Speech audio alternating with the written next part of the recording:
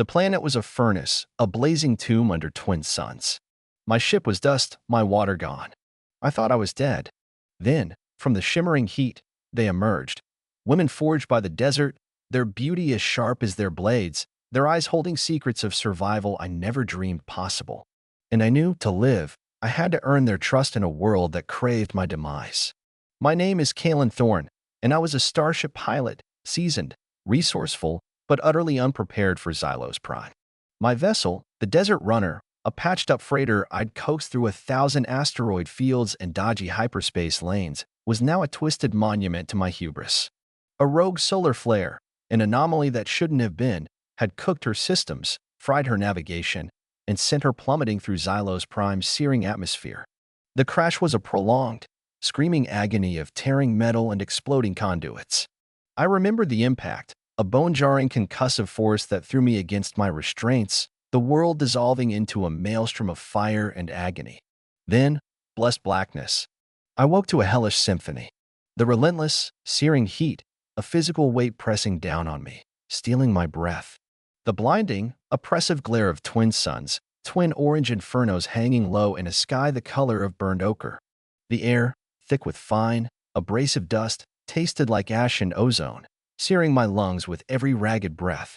My emergency crash couch, miraculously intact, had ejected me clear of the main wreckage, but the Desert Runner was a smoking crater, a monument to my demise. All my water, my survival gear, my comms unit, gone. Dust. My internal monologue, usually a fortress of cynical calculation, was now a desperate, primal scream. Water. Find water. Before the heat takes you. Before the suns boil your blood. My uniform, designed for temperate climates, was already soaked with sweat, clinging to my skin like a second, suffocating layer. My lips were cracked, my throat raw, a desperate thirst gnawing at my insides. The landscape was a nightmare of endless, undulating dunes, stretching to a hazy horizon where the twin suns bled into a fiery, indistinct blur.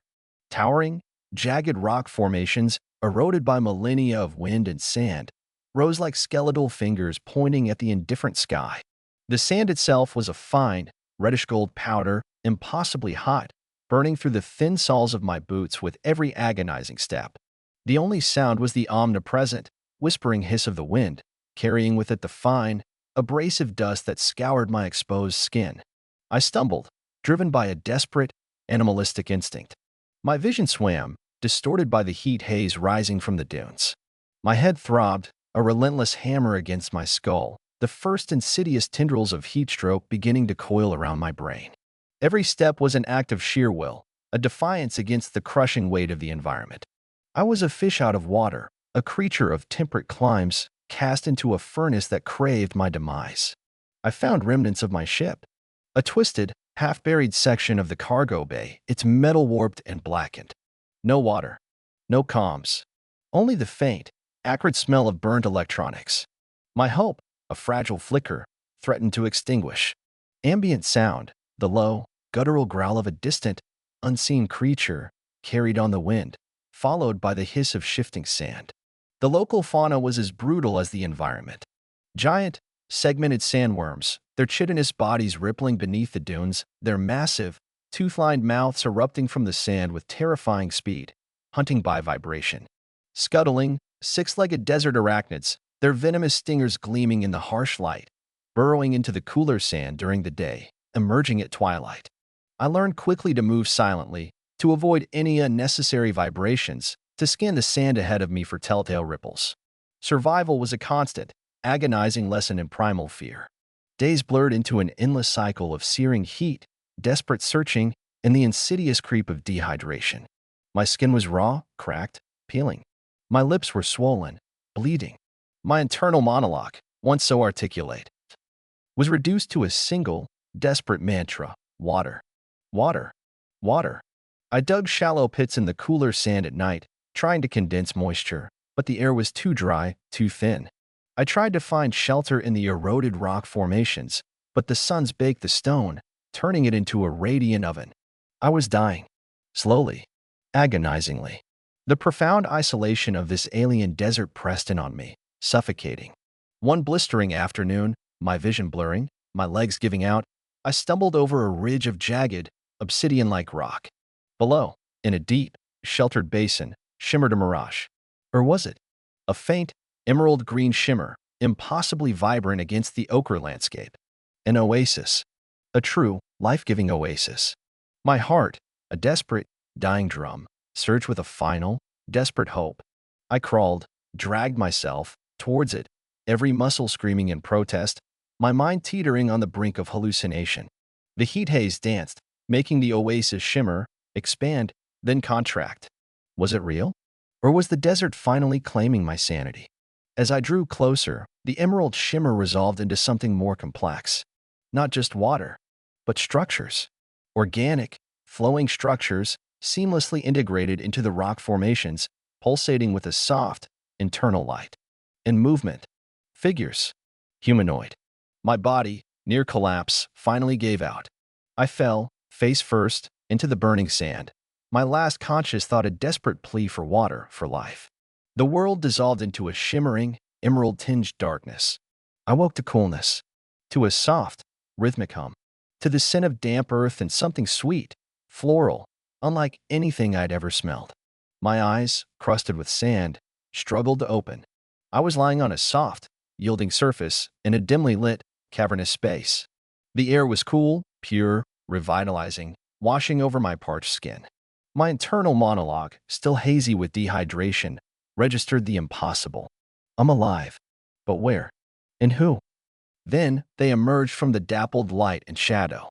Figures. Women.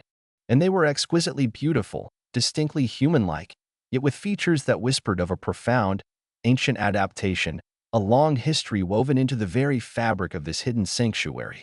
They were the Sunstone Warriors. Their skin possessed a natural pearlescent or opalescent sheen, subtly shifting color to reflect the ambient light, or perhaps the heat itself. It was like living mother of pearl, catching the dim glow of the cavern with an ethereal luminescence. Their eyes were truly mesmerizing. Not round, but elongated, with vertical pupils that narrowed to mere slits in the dim light, or expanded into wide, fathomless pools. Their irises a kaleidoscope of unique, intricate patterns adapted for intense light. Their long, braided hair, in unusual, sandy, or terracotta hues, sometimes with thin, light-reflecting filaments woven in, cascaded around their shoulders, shimmering faintly. And their lean, muscular bodies, adapted for heat and movement, were often adorned with intricate, ceremonial tattoos or temporary markings that appeared as delicate, glowing filigree, pulsating with a soft, internal rhythm, perhaps serving a thermoregulatory function. They wore simple, elegant garments woven from some luminous, organic fiber, clinging to their forms, adorned with polished fragments of pearlescent rock that pulsed faintly against their skin. They moved with a quiet strength, a fluid grace, their steps silent on the soft, yielding floor. They radiated a formidable resilience, a resourceful ingenuity, and a fierce protectiveness of their community and secrets. They were tough, self-sufficient, highly skilled in survival, combat, and resource management in these extreme conditions. My presence, a crude disruption in their harmonious existence, did not go unnoticed. Their quiet activities ceased. Their heads turned, slowly, silently, their glowing eyes, like distant nebula, fixed on me. There was no panic, no alarm, only a profound, cautious observation. They were beings of peace, but their stillness held an undeniable vigilance, a resolute guardian spirit. The one in the lead, her pearlescent skin subtly shifting to a soft, cool blue. Her elongated eyes with their vertical pupils fixed on me, stepped forward. Her hair, a cascade of sandy hues woven with light-reflecting filaments, shimmered faintly. She was the embodiment of their unique culture, a living testament to resilience and profound, hidden beauty. My internal monologue, stripped bare of pretense, was filled with a desperate awe. Who are they? What is this place? They're human-like, but so changed, so perfectly adapted. Her voice, when she spoke, was low, resonant, like the soft whisper of wind across dunes, yet imbued with an ancient authority. Intruder, you come from the outside. You bring the heat. My ship crashed, I rasped, my voice hoarse, my throat still raw, filled with a humility I rarely experienced. I sought water, refuge. I meant no harm. A second woman, Her hair a vibrant terracotta, her eyes a kaleidoscope of intricate patterns, glided closer. Her lean, muscular body moved with an effortless grace. The desert claims many. Few find her solace. Fewer still are welcomed. Her voice, equally resonant, held a note of wary welcome. A third, her opalescent skin subtly shifting to a faint, protective green, held a long, slender staff, its tip glowing with a soft, internal light. She scanned me, not with technology, but with an almost innate perception, as if reading the very energy of my being, assessing my intentions, my vulnerabilities. My internal monologue acknowledged the truth in their words. The desert was a tomb, and I was a survivor, a testament to its brutal efficiency. Their allure was immediate and overwhelming. Not a conventional beauty, but one rooted in their quiet strength, their profound connection to their sanctuary, their serene and cohesive way of life that blended ancient traditions with advanced, integrated technology. Their deep communal bond, their silent harmony, was a captivating force. I was a broken man, an intruder, yet I felt a powerful, protective attraction to this hidden, precious world, and the women who were its living heart. My desperate survival had led me to a refuge I never imagined. In my life, my understanding of the cosmos was about to be profoundly, irrevocably changed. Sunstone Warriors of Xylos Prime. Part 1. The Oasis Heart and the Stranger's Thirst. The cool, pure air of the cavern filled my lungs, a balm to my parched throat. The rhythmic hum of the hidden oasis, the gentle gurgle of unseen water sources, was a symphony of life after the deafening silence of the desert. The Sunstone Warriors, their pearlescent skin shimmering, their unique eyes observing me with a cautious pragmatism, were my reluctant saviors. My internal monologue, usually so active, settled into a quiet hum of observation. They are cautious, not hostile. They observe. They test. This was a new kind of interaction, one where my usual bluster and resourcefulness were useless. Here, honesty, perhaps even vulnerability, was my only currency. The leading woman, whom I later understood to be Aliana, radiated a serene authority that brooked no argument. Her pearlescent skin subtly shifted to a soft, cool blue, reflecting the ambient light of the cavern. Her elongated eyes, with their vertical pupils, seemed to pierce through my exhaustion into the very core of my being.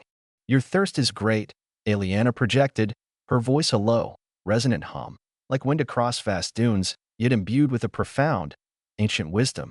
"The desert has claimed much from you." A second woman, her hair a vibrant terracotta, her eyes a kaleidoscope of intricate patterns, whom I perceived as Lyra, glided closer. She held a small, intricately carved gourd, its surface cool and smooth. She extended it to me. Water. Pure. Cold. The most beautiful sight I had ever seen. I drank, deeply, desperately, the life-giving liquid washing away the dust and the agony of dehydration. It was ambrosia, a miracle. My body, ravaged by the desert, slowly began to revive. "We are the Dune Whisperers," Aliana continued, her voice cautious but informative. "Descendants of those who sought refuge from the Great Blight generations ago. We found solace here, in the heart of Xylos Prime. We build a sanctuary. We preserve our way. We hide from the outside." Her words, cautious and traditional, unveiled a profound secret. They were survivors, like me, but they had found their haven, their peace, away from the ceaseless galactic conflicts. This hidden oasis, a marvel of concealed engineering and biointegration, was their legacy, their eternal home. "Our ancestors fled the dying stars," Lyra projected, her voice a soft, almost wistful melody. Her terracotta hair, woven with light-reflecting filaments, shimmered faintly. "They learned to live with the sand, to draw sustenance from its depths, to become part of its living spirit." My internal monologue was filled with a growing awe. They are not just living here, they are one with this place. A symbiotic existence forged by generations of adaptation and cultural preservation. Their calm strength, their peaceful yet cohesive way of life, was a stark contrast to the brutal, chaotic galaxy I had known. Over the next few cycles, I was grudgingly accepted into their community, but always under watchful eyes. My initial quarters were a small, naturally formed cavern, its walls pulsating with soft, ambient light from bioluminescent mosses. I was given simple garments woven from desert fibers, provided with nutrient paste derived from their underground fungal gardens, and allowed to drink from the clear, pure water flowing through their carefully managed recycling systems. My time was spent observing. I watched them work, their movements fluid and graceful, their technology seamlessly integrated into their daily lives. Glowing conduits snaked through the cavern, channeling geothermal energy from the planet's core. Energy fields shimmered, gently manipulating light and temperature, creating comfortable microclimates within the vast underground network. Their understanding of atmospheric recycling was so advanced, the air here was perpetually fresh, infused with the subtle, sweet scent of their living environment, a stark contrast to the searing heat above. I saw their unique features in action, marveling at their adaptations. Their eyes, with that subtle ethereal glow, could pierce the deepest gloom of the underground passages, navigating the unlit sections with ease. Their hair, vibrant in the ambient light, would subtly shift hues based on their emotions, a faint darkening to rich brown when contemplative, a bright surge of fiery orange when joyous. Their intricate, ceremonial tattoos or temporary markings, delicate glowing filigree, were not just aesthetic. They seemed to pulse in sync with the oasis's energy, radiating a quiet warmth, perhaps even acting as subtle thermoregulatory notes, allowing them to withstand extreme temperatures. Their lean, muscular bodies, honed by generations of desert life, moved with an effortless efficiency, a testament to their physical resilience. They were resilient, graceful, and their quiet harmony, their deep communal bond, was utterly captivating. They moved as a cohesive unit, a silent symphony of shared purpose. My attraction to their refined yet grounded beauty, to their profound way of life, escalated. It wasn't just physical, it was a deeper yearning for the peace and belonging they embodied. My attempts to interact were met with caution.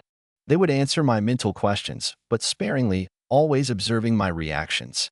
They were testing my intentions, my capacity for understanding, my willingness to adapt to their rules, unspoken, ancient rules rooted in respect for their haven and their way of life.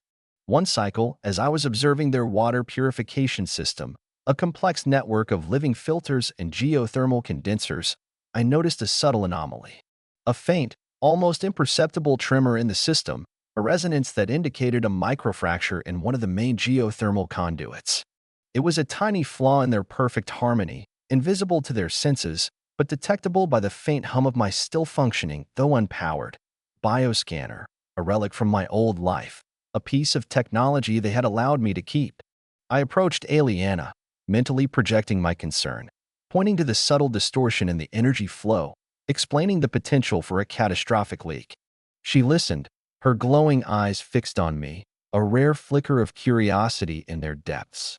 She brought Lyra and Seraphina, the third warrior I had observed upon my arrival, her opalescent skin subtly shifting to a faint, protective green, her staff glowing with a soft, internal light. With their unique senses, they confirmed the anomaly. With a few tools borrowed from my old ship's emergency kit, which they had not confiscated, a sign of grudging trust, and my knowledge of mechanical systems, I helped them repair the conduit. It was a small act, but it demonstrated my utility, my ability to interact with their integrated technology from a different perspective. Aliana's gaze, when I finished, held a new depth. Your understanding of broken systems is insightful, Kaelin Thorne, she projected, her voice softer, now imbued with a faint, almost imperceptible warmth. You see the dissonance, and you seek to mend it. It is my nature, I replied, a profound sense of purpose filling me. To mend, to protect. This felt more meaningful than any wealth I had ever chased. Lyra's terracotta hair brightened, a subtle shift to a joyful orange. Seraphina's opalescent skin pulsed with a new, gentle rhythm. My initial caution had transformed into a nascent trust. I was no longer merely an intruder. I was becoming something more. And the unveiling of their ancient secrets, the profound beauty of their resilient existence, was only just beginning. My escalating, protective attraction to these women, living testaments to the enduring spirit and beauty born from isolation, solidified. This quiet, hidden haven had begun to weave itself into the very fabric of my soul. Sunstone Warriors of Xylo's Prime, Part 2. The Desert's Embrace and the Ancient Secrets. My gradual acceptance into the Dune Whisperers community deepened with each passing cycle. My skills in maintaining and repairing their intricate, organically integrated technology, particularly the older, more complex systems that resonated with my archaic knowledge of pre-collapse machinery, proved invaluable. I was no longer just an observer. I was becoming a contributing member, my hands learning the delicate touch required to interact with their living tech, my mind adapting to their intuitive understanding of energy flows and subterranean currents. Aliana, the serene leader, began to reveal more of the oasis's profound secrets. We ventured deeper into its core, through winding passages pulsating with raw, controlled geothermal energy. Here, the crystalline structures hummed with a palpable life force, conduits of pure energy snaking through the living rock like colossal veins. The air grew warmer, infused with the subtle scent of minerals and the deep, resonant hum of the planet's internal heat. "This is the heart of the sanctuary," Aliana projected, her voice resonating with immense reverence. Her pearlescent skin subtly shifted to a deeper blue, reflecting the profound power of the core.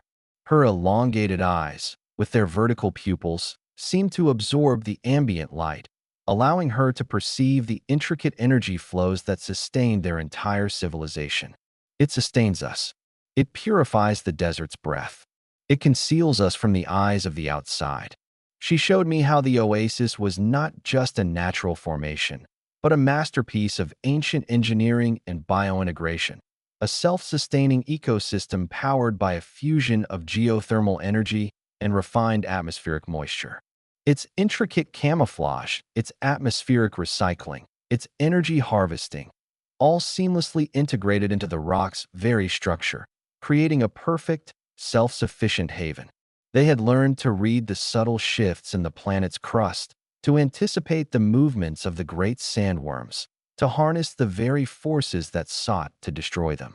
Lyra, with her vibrant terracotta hair, demonstrated their deep communal bonds.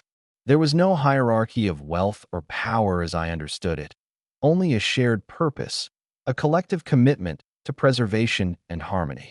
They trained together, harvested together, celebrated together. Their lives were interwoven, a seamless tapestry of shared existence. Their traditions were ancient, passed down through generations, stories of their ancestors' desperate flight from a dying galaxy, their perilous journey across the burning dunes of Xylos Prime, their eventual communion with the living rock of the oasis. They spoke of the sunstone, a rare, crystalline formation deep within the oasis's core, which served as the primary energy source for their entire civilization, a dwindling resource they guarded with their lives. My internal monologue, stripped of all vestiges of mercenary ambition, was now filled with a profound sense of awe and a powerful, protective urge. This is what humanity could have been. This is what we lost in the endless wars. This is worth defending, more than any fortune, more than any life. Seraphina, the silent guardian, her opalescent skin shifting with the subtle ebb and flow of the oasis's energy, began to spend more time with me. Her eyes, glowing with that subtle ethereal luminescence, would often fix on me, as if seeing beyond my present form, into the echoes of my past. She would show me training drills, not with weapons, but with precise movements, the manipulation of ambient energy fields, the subtle deflection of impacts. Their defense, I realized, was not about aggression, but about control, about harmony with the desert itself. They moved like the wind, striking with the force of a sandstorm, then vanishing as if they were part of the very dunes.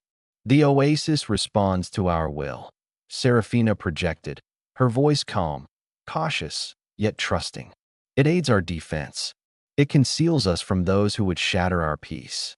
Her intricate, ceremonial tattoos pulsed faintly, mirroring the subtle shifts in the oasis's energy, a testament to their deep, almost cellular connection.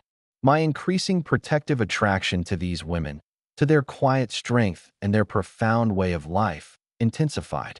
It was a tender, almost spiritual connection, born from shared vulnerability and the intimacy of belonging to this secluded, precious world. I found solace here, a peace I hadn't known since before the wars, a healing for wounds I thought could never close. The stark beauty of their resilience, forged in the crucible of this extreme environment, was utterly captivating.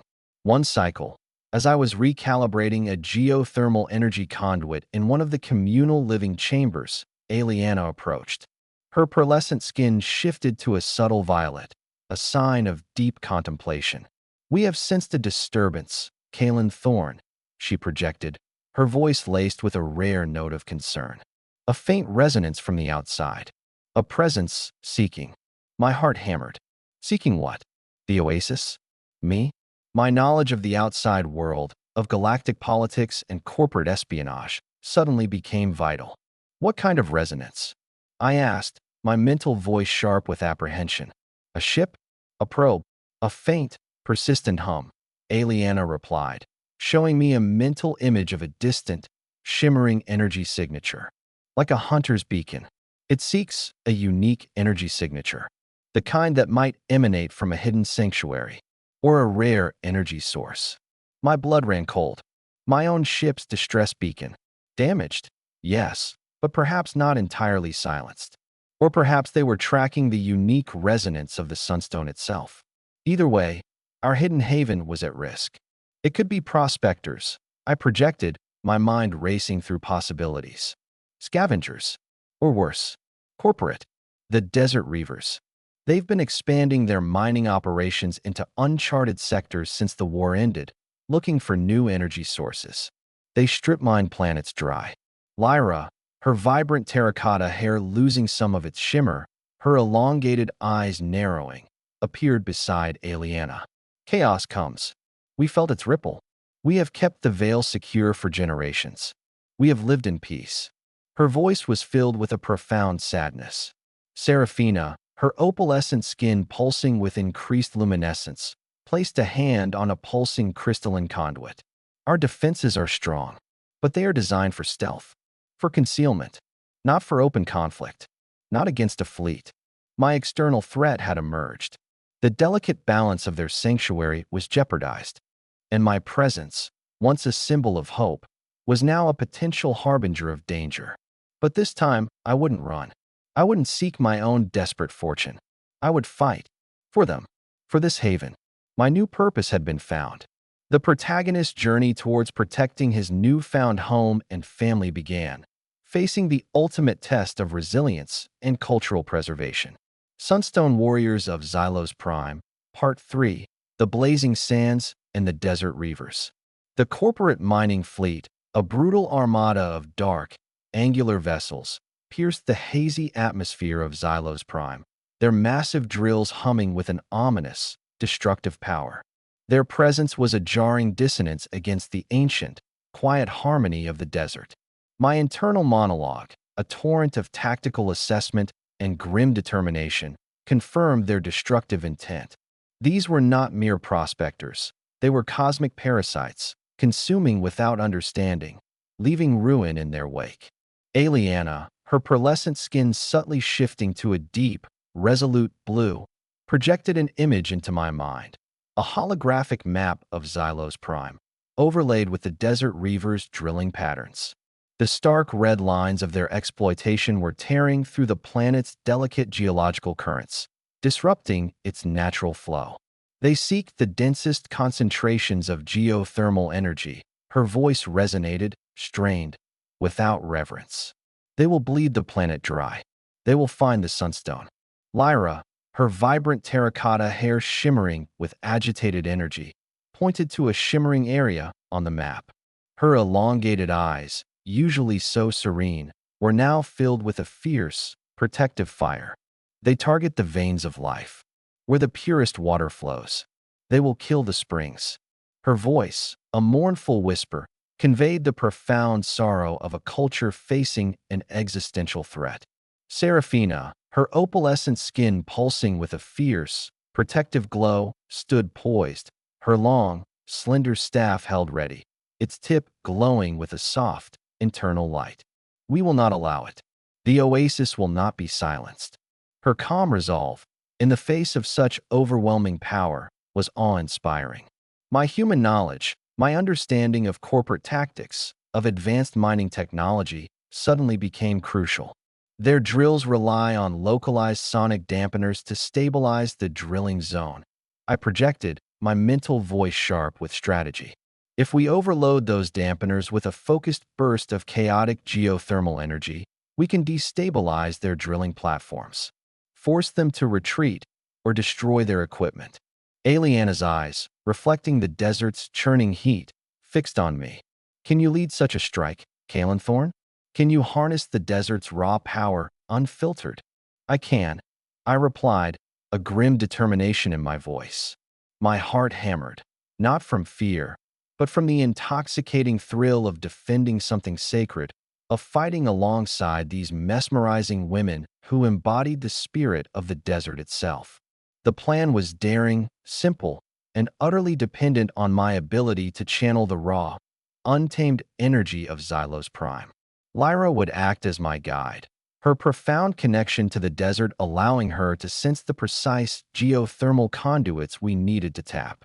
Seraphina would protect our approach, forming shimmering shields against the Desert Reaver's long-range scans. Aliana would coordinate the larger defense, her serene power stabilizing the affected energy currents within the planet.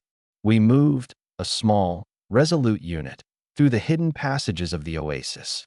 The air was thick with tension, with the discordant hum of the Desert Reaver's drills. The occasional rumble from above signaled their relentless progress. Their main drilling platform is near the Great Spring, Lyra projected, her vibrant terracotta hair flowing around her as she navigated through a maze of glowing crystalline formations.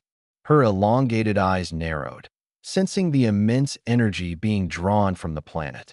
The closest dampener is here. She pointed to a shimmering wall of raw geothermal energy, faintly pulsating.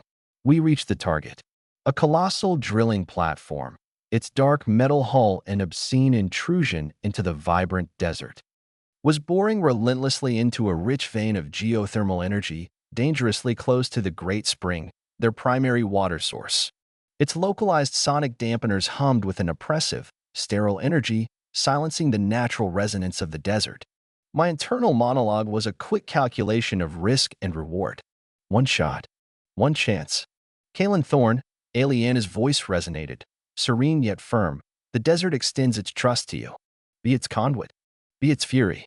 I raised my hands, palms open, focusing my entire being. Lyra placed her hands on my shoulders, her touch light, yet a powerful conduit. Her vibrant terracotta hair flared, its light-reflecting filaments dancing with heightened concentration. Her intricate, ceremonial tattoos pulsed with a fierce, internal glow. I felt the raw, untamed energy of Xylos Prime surge towards me, flowing through Lyra, through my hands, through my very being. It was overwhelming, intoxicating, a torrent of pure, unrefined planetary power. My skin shimmered with iridescent light, reflecting the desert's vibrant hues. My eyes, too, began to glow, pools of shifting orange and red. I directed the surge, focusing its immense power into a concentrated burst, aiming for the drilling platform's dampener. The energy coalesced in my hands, a blinding, shimmering ball of pure geothermal light. With a roar that tore through the very fabric of the oasis, I unleashed the torrent. The beam of pure, chaotic planetary energy slammed into the drilling platform's dampener. The hum of the dampener shrieked, overloaded, then exploded. The platform convulsed, its dark metal groaning under the immense, uncontained energy. Alarms blared, red lights flashing. The drilling mechanism shuddered, then violently imploded, sending a cascade of superheated fragments raining into the desert. The Desert Reavers, caught off guard by the unexpected counterstrike, scattered, their smaller extraction vessels retreating in disarray. Their drills, silenced, ceased their destructive hum. The desert, wounded but defiant, began to mend itself, its vast dunes shifting with renewed intensity. My body trembled, drained, but filled with a profound sense of purpose. I had fought for them, for the desert. I had used its power, not for profit, but for protection. My transformation was complete. The prospector was gone. The guardian had emerged. Aliana approached me, her elongated eyes, filled with the desert's deepest colors, now held a profound gratitude. You have honored the desert, Thorn, she said, her voice a soft, melodious hum. You have become its champion. Lyra embraced me, a silent, joyful connection, her vibrant terracotta hair flowing around me like strands of pure energy. Seraphina nodded, her opalescent skin pulsing with a quiet pride. The threat had been repelled, for now. The Sunstone, the Great Spring, and their home were safe. But the taste of this profound, symbiotic connection, the exhilarating power of becoming one with the very fabric of the planet, had changed me forever. My internal conflict between old loyalties and the appeal of desperate fortune had ended. I had found a deeper, more profound freedom and sacred duty, intertwined with the mesmerizing power of a living desert. And the captivating power of these women, the living embodiment of Xylos Prime's spirit, had claimed my soul, forever binding me to its stark beauty and its ancient, sacred purpose. Sunstone Warriors of Xylos Prime. Part 4. The Desert Scars and the Enduring Oath. The Desert Reavers had retreated, their damaged fleet limping out of Xylos Prime's atmosphere, leaving behind only the scars of their attempted exploitation. The harsh, discordant hum of their drills faded, replaced by the soft, steady symphony of the desert's healing. My internal monologue, once consumed by strategic calculations, now drifted in profound contemplation, absorbing the vastness of the planet, the intricate beauty of its recovery. My body, though weary, vibrated with a newfound energy, a subtle resonance that mirrored the desert's own hum. My skin, now permanently pearlescent, subtly shifted with faint, shifting patterns of light, reflecting the desert's vibrant hues. My eyes, once dull human gray, now held the elongated, vertical pupils and kaleidoscope patterns of the Sunstone Warriors, seeing not just light, but the subtle currents of geothermal energy that flowed through all things. My hair, once mundane brown, now shimmered with sandy and terracotta hues, woven with light-reflecting filaments. My lean, muscular body felt perfectly adapted to the heat, my ceremonial tattoos pulsing faintly. I was no longer Kalen Thorne, the prospector. I was something more, something intrinsically linked to Xylos Prime. Aliana, her pearlescent skin glowing softly, guided me to the deepest, most sacred part of their community, the heart of the Sunstone.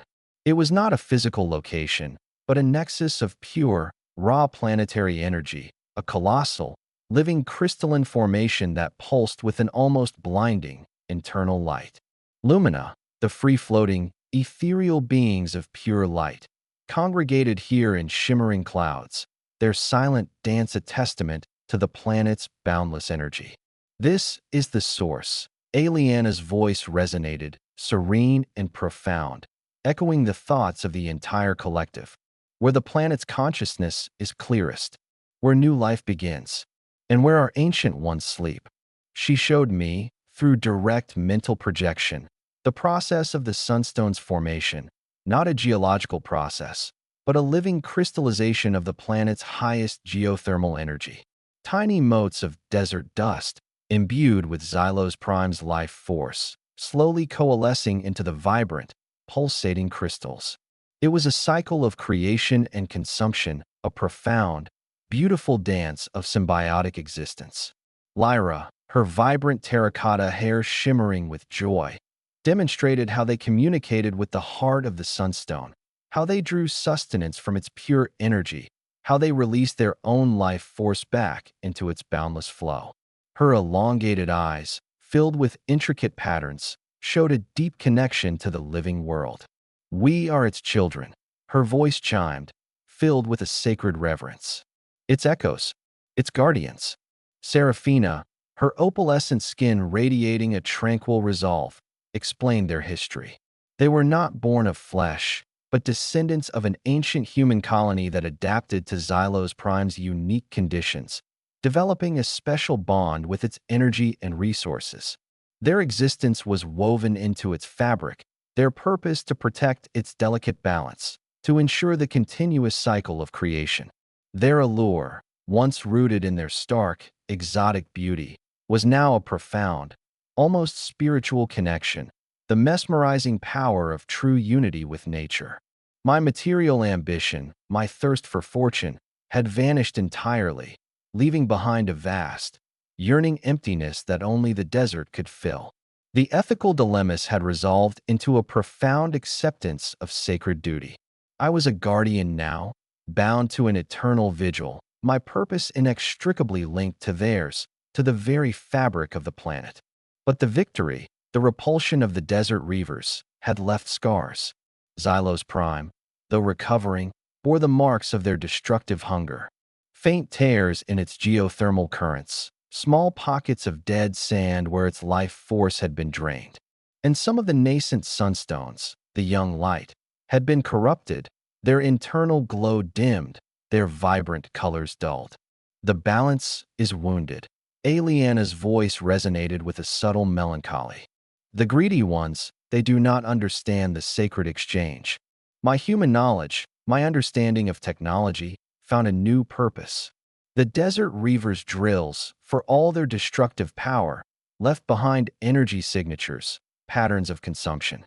I could use my unique understanding, my ability to bridge the gap between their organic methods and my technological insights, to help heal the desert, to help it purge the lingering contamination. Over the next few cycles, I worked with Lyra, combining my understanding of energy fields and data processing with her intuitive connection to Xylos Prime. We analyzed the corrupted sunstones, identified the specific frequencies of the desert reavers' drills that had caused the damage. We devised a counterfrequency, a subtle resonance designed to purify the corrupted sunstones, to mend the tears in the planet's geothermal currents. The process was delicate, painstaking. I would place my hands on a corrupted sunstone, focusing my consciousness, channeling a purified resonance, feeling the subtle energies flow through me, guided by Lyra's gentle, unseen nudges. Slowly, agonizingly, the dim glow of the sunstone would return, its vibrant colors blooming once more. My fascination deepened, transforming into a form of profound spiritual reverence. I was not just fixing machines, I was helping to heal a living, breathing planet. The symbiotic allure of these women, their profound connection to the desert, became a part of my very being. I was living in breathing sand, my existence interwoven with the planet's grand design. Xylos Prime slowly began to recover, its vibrant colors returning, its energy currents flowing with renewed strength. The corrupted sunstones regained their luminescence, their brilliance restored. The silent ballet of the lumina returned to the heart of the sunstone, their movements filled with a renewed grace. My transformation was profound, complete. I was no longer human, not truly. I was a bridge between worlds, a guardian of Xylos Prime, my body imbued with its dust, my mind resonating with its ancient wisdom. Ileana approached me one cosmic dusk, her elongated eyes holding a profound serenity. "You have healed the desert, Kaelin Thorn," she said, her voice filled with a melodic grace. "You have embraced its truth. You are one of us." Lyra, her vibrant terracotta hair shimmering, offered a rare, gentle smile. Seraphina, her opalescent skin glowing, simply nodded, a silent acknowledgement of my acceptance. The episode concluded. The Sunstone and their home were saved, but I was forever changed by the experience. My old life, my old self, was a distant, irrelevant memory. I had chosen to stay, abandoning my old life, embracing a new, profound purpose. I was a guardian of Xylos Prime, forever marked by its beauty, its wisdom, its immense, living power. And the lasting allure of this more profound existence, of becoming one with the very fabric of the planet, was my eternal reward. My thirst for fortune had led me to a treasure far greater than any gem. It had led me home,